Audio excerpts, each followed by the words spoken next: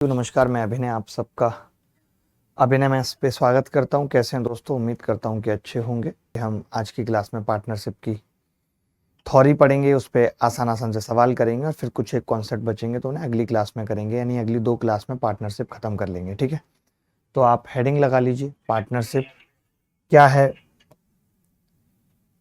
Partnership, देखिए partnership जीवन में हो या बिजनेस में हो, इसका जो लाभ है वो 2 बातों पर निर्भर करता है।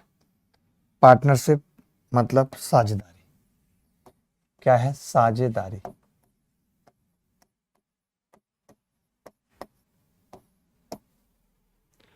पार्टनरशिप बोले तो साझेदारी। क्या है साझेदारी? ध्यान से समझिएगा। तो पार्टनरशिप का मतलब है कि पार्टनरशिप देखिए होती सिर्फ प्रॉफिट के लिए। कोई भी पार्टनरशिप करेगा किस लिए करेगा?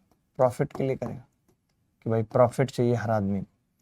अब प्रॉफिट 2 बातों पर निर्भर करता है कि आपने टाइम कितना दिया और पैसा कितना लगाया, यानी पैसा आपने कितने समय के लिए लगाया। अगर आप आज पैसा लगा लें और 2 घंटे में निकाल लें तो आपको वो लाभ नहीं मिलेगा। आप लेकिन ये वो स्टॉक मार्केट वाली बात नहीं है कि कई बार 1 घंटे में भी इतना मिल जाता है कि 10 दिन में भी नहीं मिलता।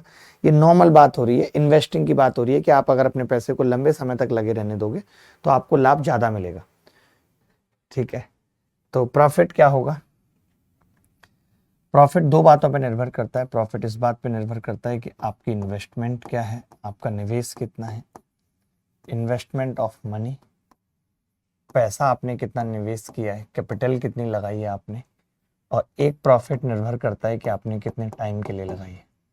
इन 2 बातों पे प्रॉफिट डिपेंड करता है। मान लेते हैं कि 2 बंदे हैं, एक बंदा है ए, एक बंदा है बी। ठीक है, इसकी जो इन्वेस्टमेंट है वो I1 है और इसकी जो इन्वेस्टमेंट है वो I2 है। इसने जिस टाइम के लिए पैसा लगाया है वो T1 है और इसने जिस टाइम के लिए पैसा लगाया है वो T2 है। इन्वेस्टमेंट I1 I2 है, टाइम T1 T2 है। ठीक है, ठीक है दोस्त। तो मैं यहाँ से ये कह सकता हूँ, ये देख सकता हूँ कि अगर कोई मुझे कहे कि प्रॉफिट ऑफ ए और प्रॉफिट ऑफ बी का अनुपात क्या होगा, तो मैं कहूँगा प्रॉफिट निकालने के लिए, प्रॉफिट का अनुपात निकालने के लिए हम इन्वेस्टमेंट को टाइम से गुणा कर देते हैं। ये बात हम डायरेक्ट याद रख सकते हैं। अगर कोई आदमी इक्वल समय के लिए पैसा लगा रहा है, कोई भी आदमी invest for same amount of time, अगर कोई आदमी सेम अमाउंट ऑफ टाइम के लिए पैसा लगा रहा है तब हम कहते हैं कि प्रॉफिट का रेशियो क्या होगा, P1 और P2 का रेशियो डायरेक्ट बराबर हो जाएगा इन्वेस्टमेंट के रेशियो के। अगर कोई सेम अमाउंट ऑफ टाइम के लिए पैसा लगा रहा है, मान लेते हैं कि वो भी 10 साल के लिए लगा रहा है, दूसरा भी 10 साल के लिए लगा रहा है, तो अगर पहले वाला 1000 लगा रहा है, दूसरे वाला 2000, तो प्रॉफिट 1000 और 2000 यानी 1:2 में बटेगा। ठीक है, अब मैं इस पर सवाल पूछना चाहता हूँ और बहुत अच्छे सवाल पूछना चाहता हूँ, नॉर्मल नहीं, कि आपको मजा आए। जैसे सवाल पेपर में आए हैं, आज की क्लास में हमारा यही फोकस होगा कि हम ये देखें कि पेपर में पिछले 3-4 सालों में किस तरीके के सवाल आए। तो अभी की क्लास में मैंने कुछ भी नहीं बताया, मैंने बस इतना बताया कि पार्टनरशिप जो साझेदारी होती है वो प्रॉफिट के लिए होती है और प्रॉफिट 2 बातों पर निर्भर करता है, एक इन्वेस्टमेंट ऑफ मनी, एक इन्वेस्टमेंट ऑफ टाइम, कि आप कितना पैसा निवेश कर रहे हो और कितने समय के लिए निवेश कर रहे हो। अगर 2 व्यक्ति ए और बी I1 और I2, T1 और T2 समय के लिए निवेश करते हैं तो इनके प्रॉफिट का अनुपात I1 T1 I2 T2 होगा। अच्छा, कोई मुझे यहाँ से I1 और I2 का अनुपात पूछ ले तो मैं कह दूंगा कि I1 I2 का अनुपात निकालना है तो P1/T1 और P2/T2, यानी प्रॉफिट को टाइम से भाग कर देंगे। अगर कोई मुझे टाइम का अनुपात पूछ ले तो मैं कहूँगा कि प्रॉफिट को इन्वेस्टमेंट से भाग कर देंगे। तो ये कोई नई चीज़ मैंने नहीं बताई है, ये जो निकाला था इसी से ये लिख दिया। एक बार I1 को उधर ले गए, एक बार T1 को उधर ले गए। आगे बढ़ते हैं। पहला सवाल आपके सामने SSC CPO 2020 में आया हुआ सवाल है, बहुत बेसिक सवाल है, उम्मीद करते हैं कि सबसे हो पाएगा। देखिए मित्र, बहुत सिंपल सा सवाल है, जो बच्चे नहीं कर पाएंगे उनसे कुछ नहीं कहा जाएगा क्योंकि बेशरम है, कह के क्या फायदा। ए और बी ने क्रमशः 92,500, 1,12,500 के निवेश से व्यवसाय शुरू किया। उनके द्वारा अर्जित लाभ में बी का हिस्सा 9,000। अब देखिए इक्वल टाइम है, कहीं दिया नहीं है कितने समय के लिए किया, इसका मतलब दोनों ने बराबर समय के लिए किया। तो मैं अगर पूछूं कि प्रॉफिट का अनुपात क्या होगा, प्रॉफिट ऑफ ए और प्रॉफिट ऑफ बी क्या होगा, तो आप कहेंगे कि direct investment of A, investment of B. तो इन्वेस्टमेंट ऑफ ए और बी का अनुपात है कितना जी, 92,500 अनुपात 1,12,500। जीरो से जीरो कट गई बेटा, 25 से भाग करेंगे दोनों कट जाएंगे, 25 से 25 या 75, 18 बचेगा, 25 सत्ते 175। अब ये 45, 25 चौका 100, 25 पंजे 125। हमने देखा कितना आ गया जी, 37 और 45 का रेशियो आ गया। अब मुझे मालूम है कि जो बी का हिस्सा है वो 9,000 है, यानी 45 की वैल्यू 9,000 है। तो देखिए मैं कैसे देखता हूँ, मैं देखता हूँ 45 को 2 से गुणा किया है 90 और 2 जीरो चुपकाई हैं, तो 74 को 2 से, 37 को 2 से गुणा करो 74 और 2 जीरो चुपका लो, यानी 7400 इसका लाभ होगा। क्या ये सवाल मुश्किल था दोस्तों? ये सवाल देखेंगे देखते ही बड़ा मुश्किल सा आ गया। चले इतना मुश्किल भी ना पूछ के कुछ और आसान पूछ लो, इस पे भी अभी आएंगे। मैं जो आपके लिए प्रीवियस ईयर क्वेश्चन का भंडार लेके आया हूँ, ताकि आप सीखो कि कैसे सवाल आते हैं। ऐसा नहीं कि प्रीवियस ईयर में हमेशा आसान आए, प्रीवियस ईयर में भी मुश्किल आए हैं कुछ छोटे छोटे से सवाल देखो पहले। ये सीजीएल मेंस में आया, सोचिए भगवान कैसी मेहर कर देता है कई बार कि सीजीएल मेंस में ऐसा सवाल पूछ लिया जो हम पहली क्लास में ले रहे हैं। सोचिए दोस्त, ए और बी ने और सी ने 2:3:5 के अनुपात में अपनी पूंजी निवेश की। उन्होंने जितने महीनों के लिए निवेश किया उनका अनुपात 4:2:3 है। यदि ए और बी के लाभ के हिस्सों के बीच का अंतर 1,86,000 रुपये है तो सी के लाभ का हिस्सा ज्ञात करें, क्या होगा? बताएगा कुछ? देखो मैं तीनों की बात कर लेता हूँ, ए की, बी की और सी की। अगर मैं इनके इन्वेस्टमेंट की बात कर रहा हूँ, इन्वेस्टमेंट, तो आप बोलेंगे जी इनकी इन्वेस्टमेंट है 2:3:5, 2:3:5, ठीक है। उन्होंने जितने महीनों के लिए निवेश किया उनका अनुपात था 4:2:3। जितने भी मंथ्स के लिए निवेश किया है, MONTHS, वो कितना है? 4, 2 और 3, ठीक है, 4, 2 और 3। तो हम ये कह सकते हैं कि जी प्रॉफिट किस अनुपात में बटेगा? प्रॉफिट, तो आपको पता है प्रॉफिट जी इन्वेस्टमेंट इनटू टाइम होता है। 4 दूनी 8, 3 दूनी 6, 5 तिया 15, इस अनुपात में प्रॉफिट बटेगा। इन्होंने कहा है ए और बी के लाभ के हिस्सों के बीच का अंतर दे रखा है 8, 6 और 15, ठीक है। तो इन्होंने कहा है ए और बी के लाभ के हिस्सों के बीच का अंतर, यानी इन दोनों के लाभ के बीच का अंतर कितना है? 2, और 2 की वैल्यू कितनी है? 186,000, 186,000, ठीक है। ये इनके बीच का अंतर है। तो सी के लाभ का हिस्सा पूछ रहा है, यानी 1 की वैल्यू यहाँ से 2 निम्मा 18, 2 तिया 6, 93,000। 15 की वैल्यू कितनी होगी? 0, 0, 0, 15 तिया 45 का 5 हासिल 4, 15 निम्मा 135 और 4 139। क्या इतना घटिया सा उत्तर आ रहा है इस सवाल का? हाँ जी आ रहा है, 13,95,000। जैसा मैंने पढ़ाया था वैसे ही है, बस डिजिट कह सकते हैं थोड़ी मुश्किल हैं, लंबी चौड़ी हैं। बाकी तो इन्वेस्टमेंट का रेशियो दिया हुआ था, प्रॉफिट का रेशियो दिया हुआ था, मैंने दोनों को मल्टीप्लाई कर लिया, बात खत्म हो गई। चलिए और आसान आसान से सवाल मैं दिखाता हूं ताकि सब बच्चों का हो, कोई बच्चा ऐसे बचे ना। ये बड़ा आसान सा सवाल है, मुझे नहीं पूछना चाहिए आपसे, बट देख लो फिर भी। 3 साझेदार ए, बी तथा सी लाभ को इस प्रकार बांटते हैं कि ए के हिस्से का 3 गुना, बी के हिस्से का 2 गुना तथा सी के हिस्से का 12 गुना बराबर है। क्रमशः ए, बी तथा सी के लाभ का अनुपात क्या है, ये बताना है। देखिए ए, बी तथा सी लाभ को इस प्रकार बांटते हैं कि ए के हिस्से का 3 गुना, तो मैं लिख देता हूं ए के हिस्से का 3 गुना, बी के हिस्से का 2 गुना 2b, बी के हिस्से का 2 गुना 2b तथा सी के हिस्से का 12 गुना, तथा सी के हिस्से का 12 गुना बराबर है आपस में। बराबर है भाई, ए के हिस्से का 3 गुना बराबर है। अगर ये बराबर है तो मैंने इसको क्या किया, 12 के ही बराबर रख लिया, क्योंकि 3 और 2 12 का एलसीएम 12 आ रहा है। अगर मैं इसको 12 के बराबर मान दूं तो ए बी सी का अनुपात क्या आ जाएगा जी? 3 चौक 12, 2 छक्के 12 और 12 एकम 12, 4 6 1।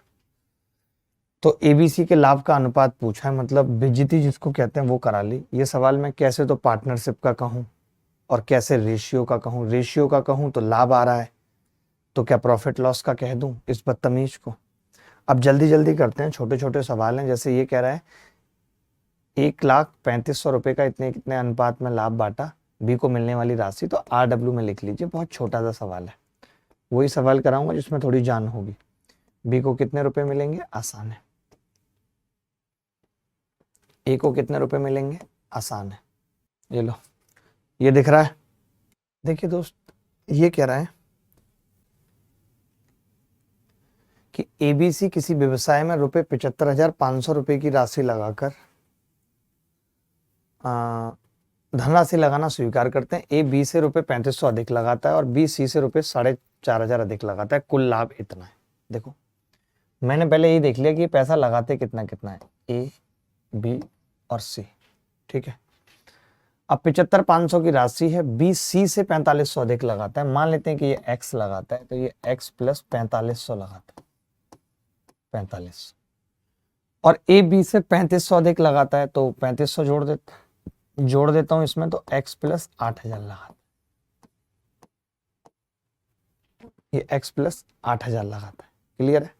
x प्लस 4500, x प्लस 8,000, सी एक्स लगाता है, ठीक है। अब अगर मैं टोटल की बात करूं कि टोटल कितना है, तो आप कहेंगे जी टोटल है यहां से 3x प्लस 12,500 और ये बराबर है 75,500 के। तो 3x कितना आ गया जी? 63,000, यानी x कितना है? 21,000। 21 के 21,000 है, 29,000 अनुपात, इसी अनुपात में पैसा बटेगा। 21 और 4 25,500 और 21,000।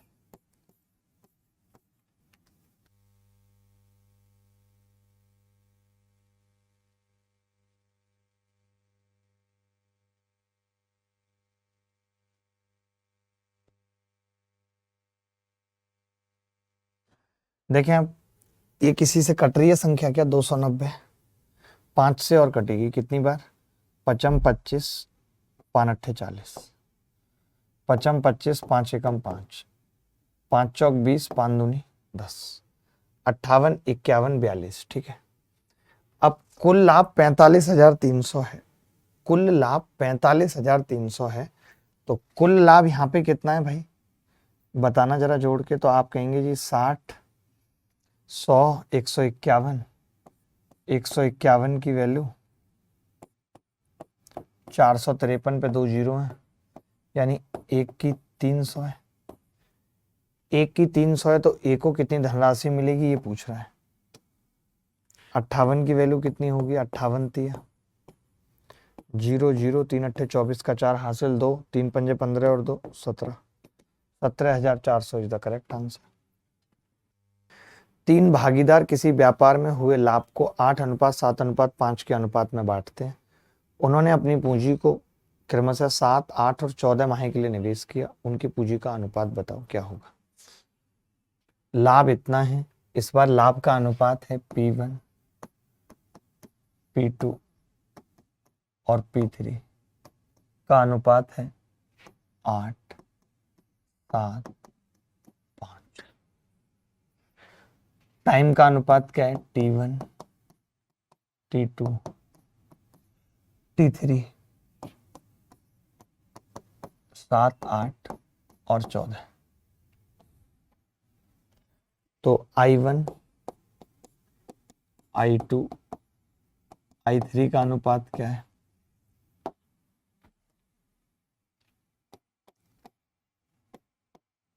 8/7, 7/8, 5/14। यही एलसीएम ले लेते हैं, क्योंकि ऐसा अनुपात तो आपने देखा नहीं होगा कहीं। हमने एलसीएम ले लिया 14 गुणा 4, 56 आ गया एलसीएम। 7 अट्ठे 56, 8 8 64,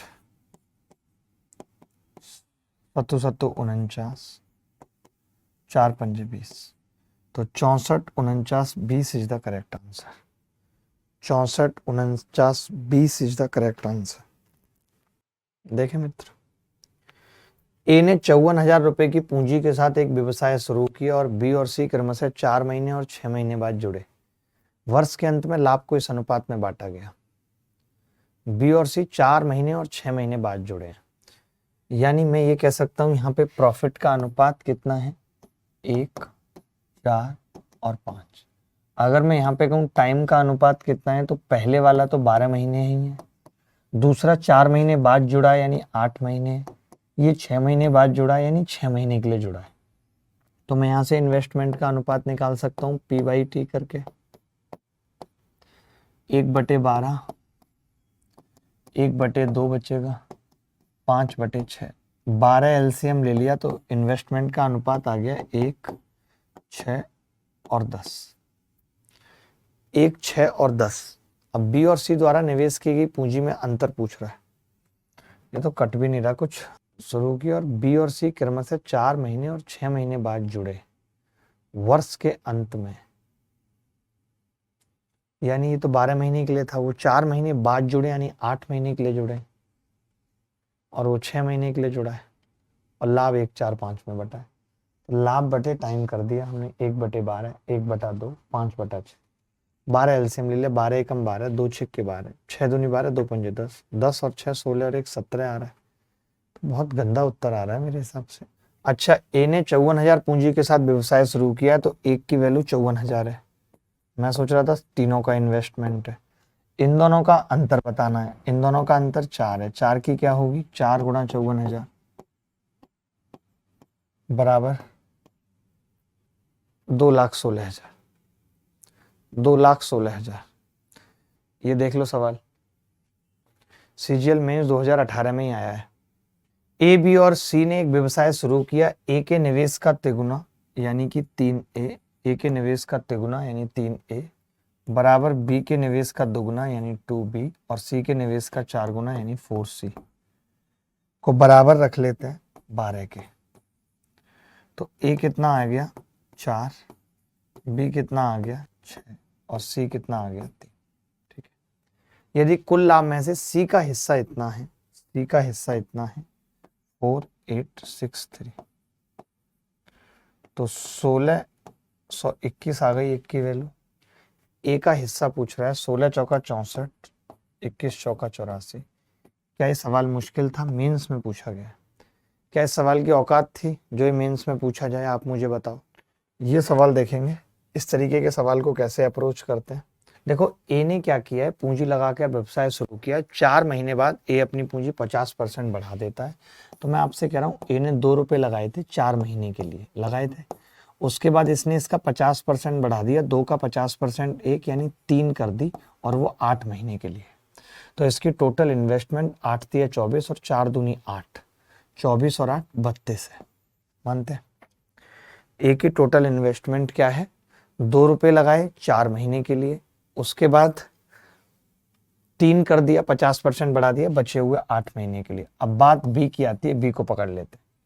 बी ने क्या किया है, 3 महीने तक 6 रुपए लगाए, उसके बाद 33 से 1/3% बढ़ा दिया, तो 3 का 33 से 1/3% 1 होगा, अगर 1 बढ़ा दिया यानी अब 4 है, बचे हुए 6 महीने के लिए। 6 चौक 24, 6 तिया 18, 42 आ गया। ठीक है, उसके बाद बारी सी की आती है। तो सी ने क्या किया, 8 महीने बाद 50% पूंजी निकाल ली है, तो उसके 5 रुपए 8 महीने तक थे। उसके बाद उसने क्या किया, बचे हुए 4 महीने में आधा निकाल लिया, 2.5 बचा है, 2.5 चौका 10, 8 पंजे 40, ये 50 आ गया। यानी अनुपात की अगर बात करूं तो 16:21:25 आ रहा है, आ रहा है। वर्ष के अंत में कुल लाभ कितना हुआ, देखिए 5 और 1 6 और 6 12 का 2, 12 का 2 हासिल 1, 2 और 2 4 और 1 5 और 1 6 62 टोटल लाभ हुआ है। 62 की वैल्यू सवाल में 86800 दे रखी है। एक की कितनी होगी, 62 एकम 62, बचेगा कितना जी, 62 एकम 62, तो 4 और 2 248 बचेगा, तो 4 से कट जाएगा 248, एक की वैल्यू 1400 आ गई। अगर एक की वैल्यू 1400 है तो ए और सी के बीच का अंतर क्या होगा? ए और सी के बीच का अंतर क्या होगा? 25 और 16 का अंतर कोई बता सकता है? 9। 9 की गुणा करेंगे 14 से, 126 पे 2 जीरो, 12,600। क्या ये सवाल मुश्किल था? एक तरीका ऊपर और बताऊंगा इस सवाल का, ठीक लगता है तो सही है, नहीं तो कोई बात नहीं। दोबारा देखो, एक और तरीका देखो, कई लोग तो इसी में उलझ गए। अरे इसने 2 रुपए लगाए थे 4 महीने के लिए, उसके बाद 50% बढ़ा दिया, यानी 1 बढ़ा दिया। तो कितने दिन के लिए बढ़ा दिया? 8 महीने के लिए। 8 या 24, 4 दूनी 8, 32 रुपए लगे हैं इसके टोटल। इसने 3 रुपए लगाए 6 महीने के लिए, उसके बाद 33 से 1/3%, 1/3 बढ़ा दिया, 4 लगा दिए 6 महीने के लिए। 4 6 महीने के लिए लगा दिए, तो ये टोटल आ गया 42। इसने 5 रुपए लगाए 8 महीने के लिए, बाकी फिर 50% निकाल लिया, तो 2.5 रह गया 4 महीने के लिए, तो इसका 50 आ गया टोटल। ये चक्कर। अब हम एक चीज क्या करते हैं, जैसे ना एक ये भी तरीका होता है बेटा, मैं आपको बता दूं कि आपको पता है कि आपने 2 रुपए लगाए थे 4 महीने के लिए, ठीक है? आपने 2 रुपए 4 महीने के लिए लगाए थे, और आपने उसके बाद क्या किया, 4 महीने बाद पूंजी को 50% बढ़ा दिया, यानी 3 कर दी। यानी जो आपने 1 रुपया 8 महीने के लिए लगाया, अगर वो फिर एक लेंथी तरीका भी हो जाता है, वो आप कहो तो मैं बताता हूँ, नहीं तो मुझे ऐसी जरूरत लगती नहीं उसको बताने की। रहने तो यही ठीक है, इसमें क्या है, गलती होने के चांसेस नहीं है, वो आएगा नहीं समझ, और गलती अलग से होगी। ये सवाल होमवर्क में कर लेना, आसान है।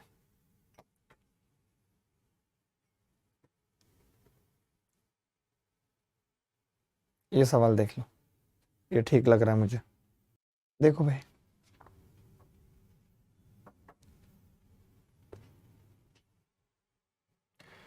ए, बी और सी एक छोटा व्यवसाय शुरू करते हैं। ए व्यवसाय में निवेश की गई कुल पूंजी का 1/5 योगदान देता है। बी एक साथ ए और सी जितना योगदान देता है। वर्ष के अंत में कुल लाभ रुपए 5200 था। सी का लाभ क्या होगा?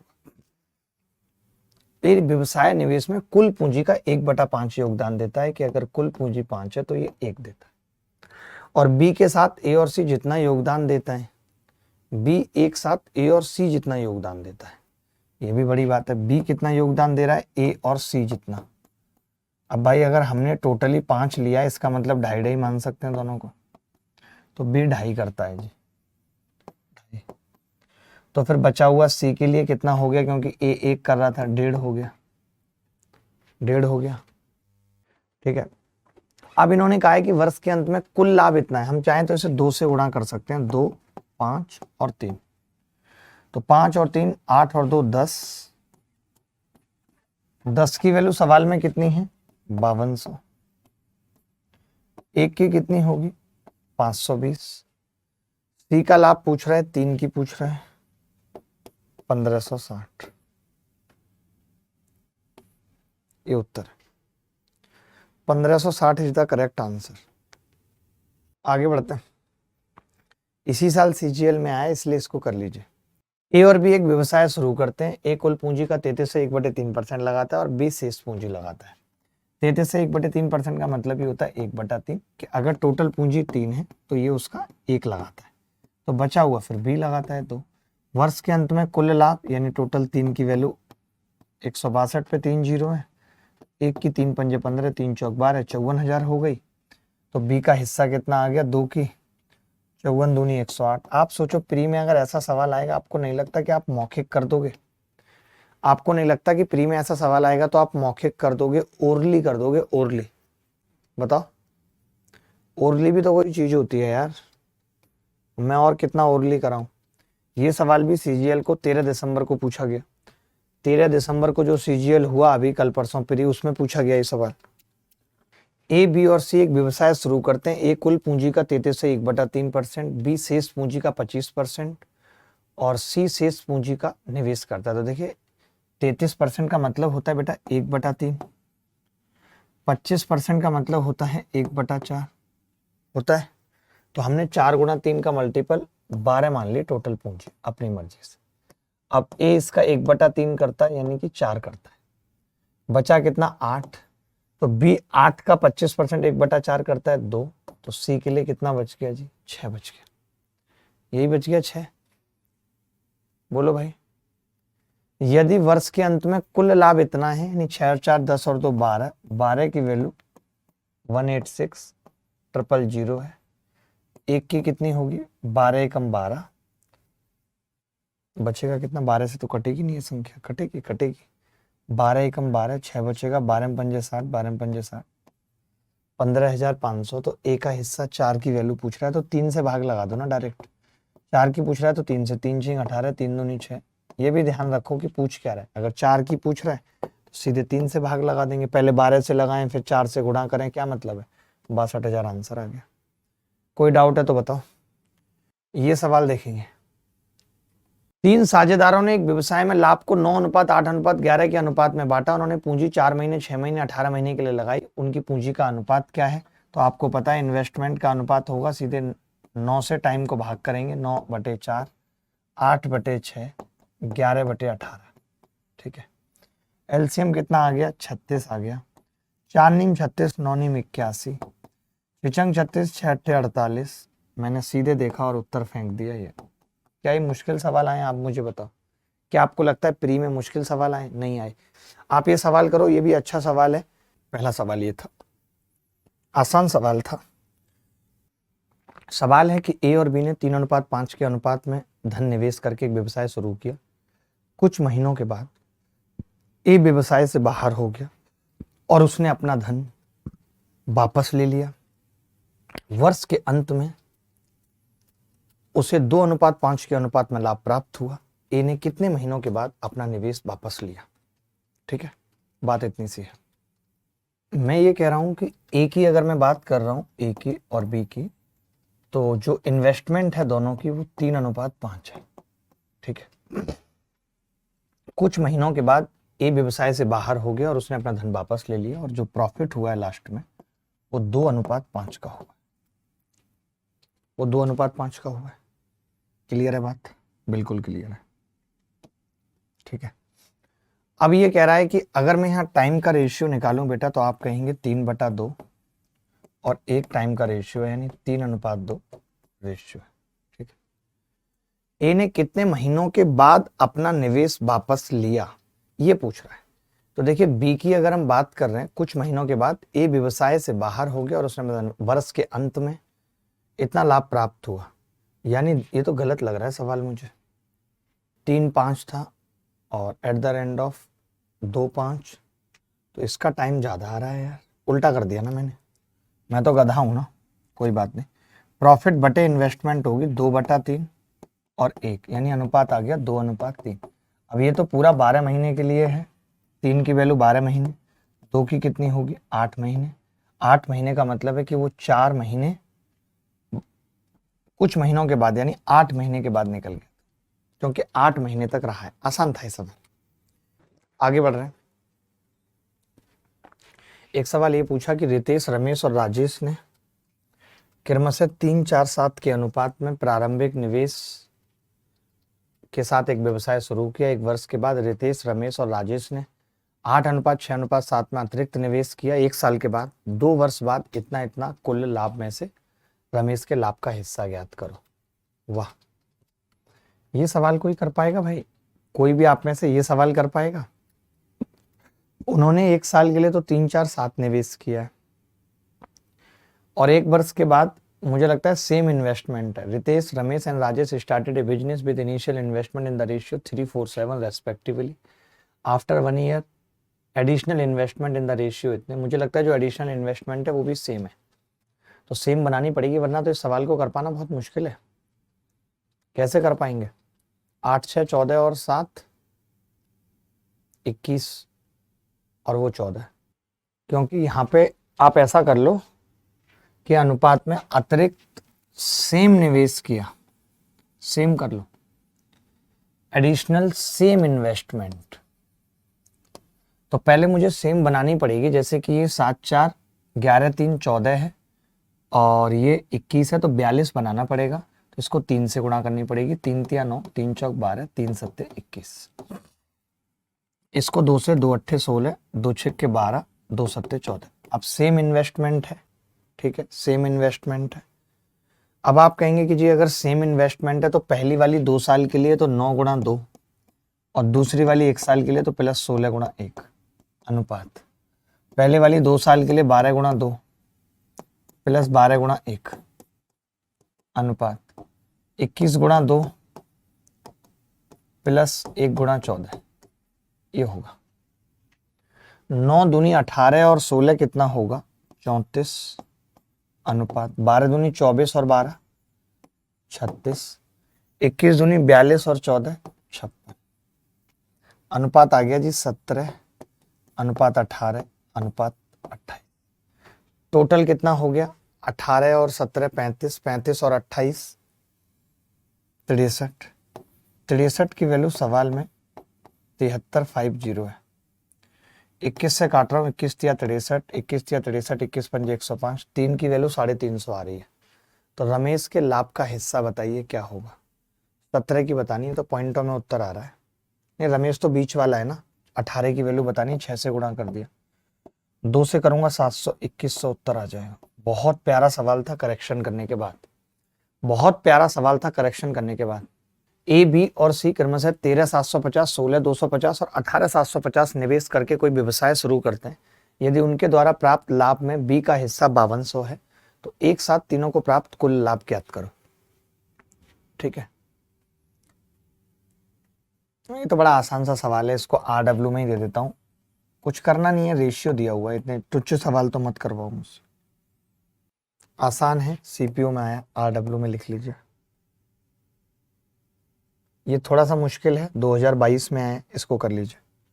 ए, बी और सी ने साझेदारी में एक व्यवसाय शुरू किया। शुरू में ए ने 29,000 रुपए का निवेश किया, जबकि बी और सी प्रत्येक ने 25,000 का निवेश किया। 4 महीने बाद ए ने 3,000 रुपए निकाल लिए। इसके 2 महीने बाद सी ने 12,000 और निवेश किए। वर्ष के अंत में इतना लाभ हुआ। देखो, ए ने स्टार्टिंग में 29,000 का किया, ए का 29,000, मैं 29 के कर लेता हूँ, ज्यादा सही है, 29 के गुणा। आप एक चीज भी कर सकते हो, वो मैं सिखा देता हूँ आपको। जैसे आपको पता है 3 जीरो है, तो आप 3 जीरो सबके काट सकते हो, 3 जीरो 3 जीरो 3 जीरो 3 जीरो। आप इतना सिंपल सा सवाल लेकर चल सकते हो, ठीक है, इन्वेस्टमेंट में। अब सवाल इतना सा रह गया कि ए ने 29 रुपए का निवेश किया 4 महीने तक। ए ने 4 महीने तक 29 का किया है, 29 गुणा 4, और फिर 3,000 रुपए निकाल लिए 29 में से 3, तो 26 रह गया 8 महीने के लिए। वही बात आती है बी की, तो बी और सी ने 25,000 निवेश किए थे और बी ने छेड़ा भी नहीं है, तो 25 गुणा 12 है डायरेक्ट। और अगर मैं सी की बात करूं तो वर्ष के अंत में 12,000 रुपए और निवेश किए हैं 2 महीने के बाद, यानी 2 महीने तक 25 है और उसके बाद बचे हुए 10 महीने के लिए 37 है। ये जी, सबको क्लियर है। ये भी चीज सीखनी थी कि ऐसे हम 0 0 हटा लेते हैं सबका। अब हमने देखा यार इसमें से 4 कॉमन ले लें तो 29 दूनी 58 और 26 दूनी 52, 110, तो ये आ गया 58 और 52। अनुपात 25 अनुपात गुणा 12 अनुपात, इसमें से कुछ कॉमन ले सकते हैं। 25 दूनी 50 और 370, 420। 0 से 0 अभी भी कट रही है, ये 300 है, कट रही है जी। तो 2 से भी कट रहा है, 11 चौक 44 का मतलब 22, 15 और 21 आ गया, अनुपात आया। वर्ष के अंत में टोटल लाभ हमारे हिसाब से कितना है, 5 और 2 7 और 1 8 और 3 और 2 5, 58 की वैल्यू 33,200 है। 58 की वैल्यू 33,200 है। एक की कितनी होगी, कोई बता सकता है? माई कला 4 नहीं, 580, 8 नहीं, 6 8 48 नहीं, 4 5 232 होना चाहिए था, तब ठीक था। कुछ गलती की है क्या हमने? कोई बच्चा बता सकता है हमने गलती की है कोई? 332 भागित 58, 22 प्लस 15 प्लस 21, 58 नहीं कट रहा भाई। लेकिन हमसे पूछ क्या रहा है यार? 11 चौक 44 का आधा, ठीक किया हमने। पहले हमने 4 कॉमन लिया, 29 दूनी 58 बचे। सॉरी, यही गड़बड़ हो गई हमसे। जब मैं 4 कॉमन लूंगा तो खाली 29 बचेगा, और 26 दूनी 52 और 29 कितना होगा? 81, ये आएगा।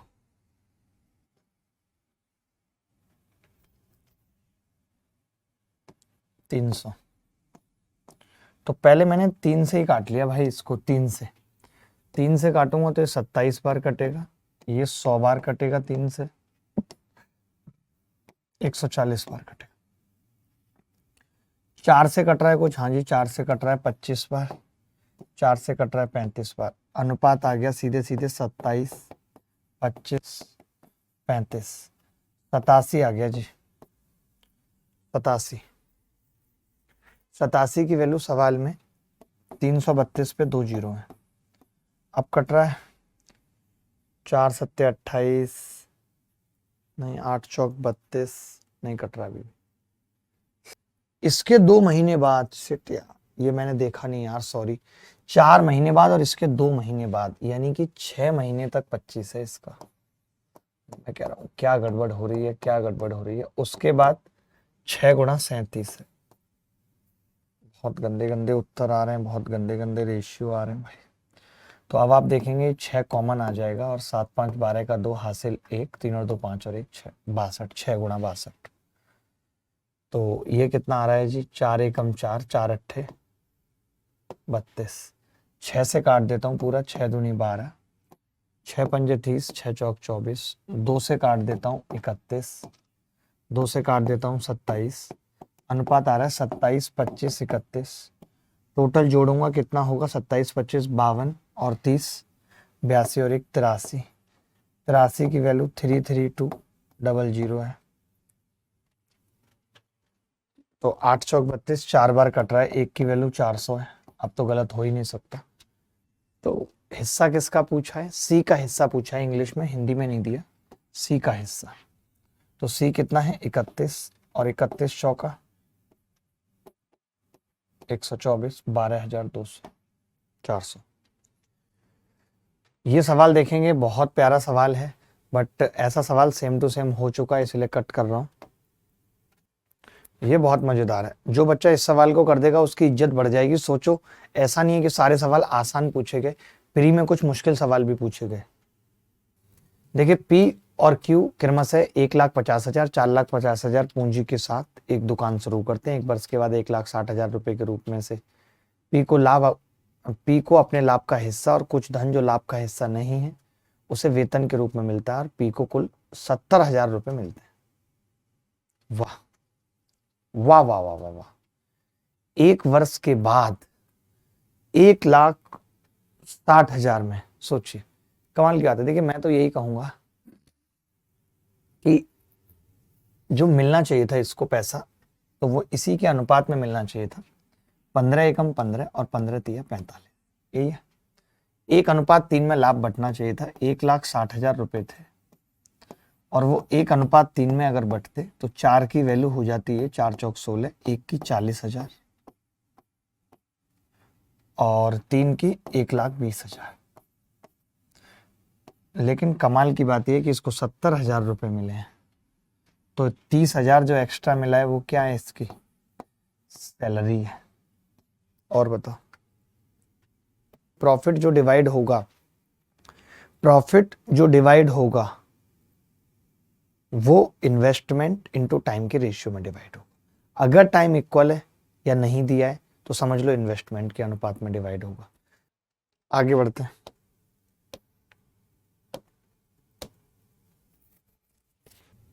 बहुत ध्यान से देखना पड़ेगा, मजाक नहीं है कोई। ए और बी ने कुछ राशियों का निवेश करके एक व्यवसाय शुरू किया। 8 महीने के अंत में ए व्यवसाय से बाहर हो गया और अपना पैसा वापस ले लिया। वर्ष के अंत में, यानी कि वो 8 वर्ष के लिए, 8 महीने के लिए रहा है ए की अगर मैं टाइम पता करूं तो आप कहेंगे वो 8 महीने के लिए है और बी 12 महीने के लिए। प्रॉफिट का अनुपात 5:9 है। तो मैं ये पूछ रहा हूं कि इनके इन्वेस्टमेंट का अनुपात क्या होगा। आप कहेंगे जी प्रॉफिट बटे टाइम, यानी 5/8, 9/12, 3 तिया 9, 3 चौक 12, ये आ गया जी 5:6। 5:6 आ गया। ए ने कितनी राशि निवेश की थी ये बताना है, जबकि बी ने 36,000 का निवेश किया था। 6 की वैल्यू 36 के है, 6 36 के, 5 की 30 के। क्या ये मुश्किल था सवाल? चलो फिर मुलाकात होगी, तब तक ख्याल रखना, खुश रहना, बाय बाय, टेक केयर, धन्यवाद, थैंक यू। कल मिलेंगे। कल क्या क्या करेंगे? कल तो प्रैक्टिस बैच की भी क्लास है रात को 9 बजे, और कल आपकी शाम को कोऑर्डिनेट ज्योमेट्री की क्लास है। धन्यवाद।